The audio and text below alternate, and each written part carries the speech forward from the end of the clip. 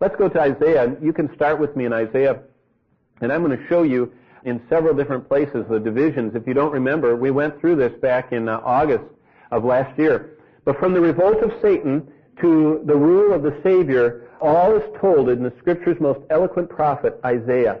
He was the Shakespeare of the prophets. He was the Paul of the Old Testament. He had more to say about the greatness of God, as chapter 40 and 43 are all about. And if you ever want to get really blessed about how great God is, look at Isaiah 40. It talks about how he scoops out the oceans and builds the mountains and casts the stars into space.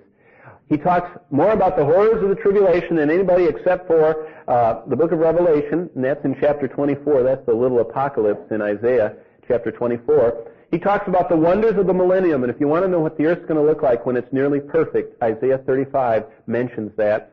He talks about the ministry of Christ in chapter 53, and he does each of those more than any other book in the Bible. Isaiah 53 is probably the most important and far-reaching chapter in the Old Testament. It's quoted from or alluded to 85 times in the New Testament. Jesus said in John 12:41 that Isaiah saw him. Did you catch that? I mean, you ought to be able to see Christ in Isaiah. John said that Isaiah saw Christ when he was writing the book. And so obviously we can see him all the way through the book. This book is an expanded commentary on Jonah 2:9, when the prophet exclaimed from the fish's belly, "Salvation is of the Lord." Well, truly Isaiah talks about that salvation. That word appears 33 times in the writing of the prophets.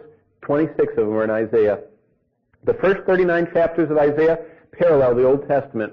It's all about Israel and about the holiness and righteousness and justice of God with those people.